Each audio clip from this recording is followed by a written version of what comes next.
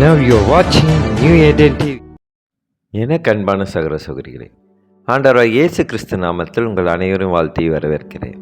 இன்றைக்கான தினவசனம் சங்கீதம் 25 அதிகாரம் 14 இறைவசனம். கர்த்தருடைய ரகசியம் அவருக்கு பயந்தவர்களிடத்தில் இருக்கிறது, அவர்களுக்கு தம்முடைய உடன்படிக்கையை தெரியப்படுத்துவார். கர்த்தருக்கு மகிமை உண்டாதாக. அவருடைய ரகசியத்தை அவருக்கு பயந்தவர்களுக்கு வெளிப்படுத்துகிறார்.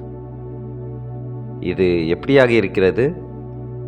ஒருவரை பார்த்து ஒருவர் பயப்படுவது நல்ல நண்பராக இருப்பது முக்கியமான குணம் என்று நீங்கள் கண்டிப்பாக நினைக்க மாட்டீர்கள்.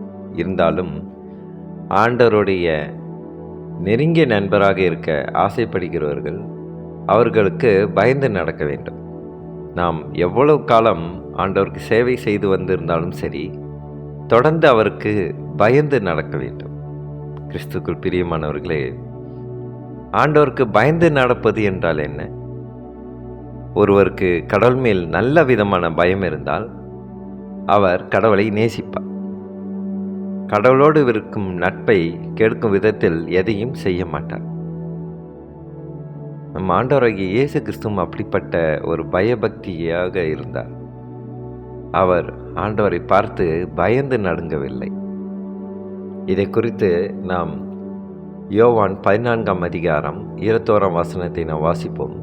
என் கற்பனைகளை பெற்றுக்கொண்டு அவைகளை கை கொள்கிறவனே என்னிடத்தில் அன்பாயிருக்கிறான்.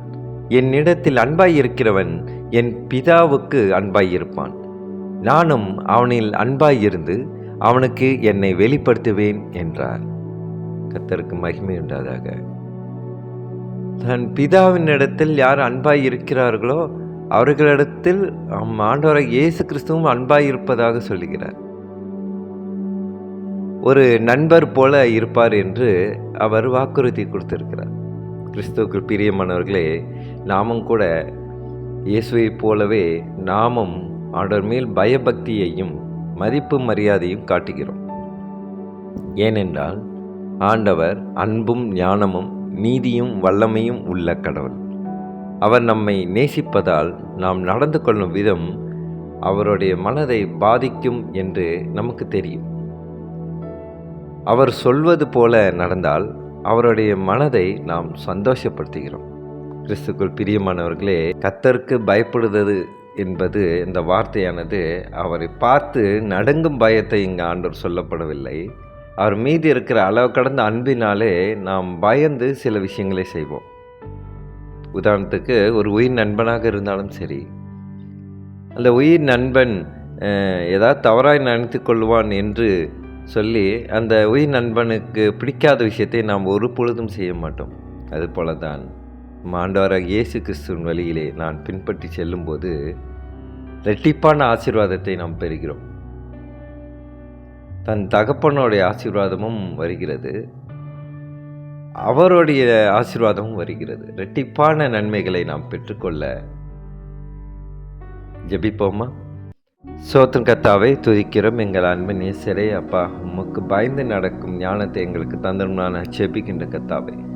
அப்பா, எங்கள் அன்பு சகோதர சகோதரிக்கான ஜெபிக்கின்ற கர்த்தாவே, உங்களுக்கு பயந்து நடப்பதற்கு, உமக்கு பிரியமான காரியங்களை செய்வதற்கு தேவ கிருபை செய்யும்.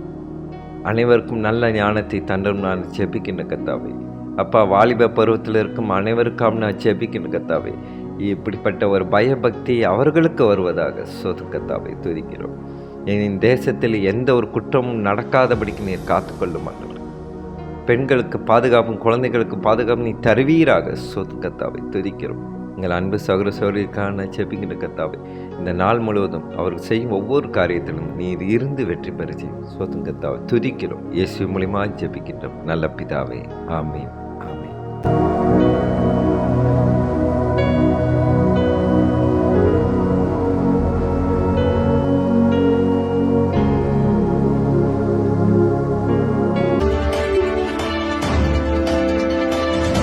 Now you're watching New Eden TV.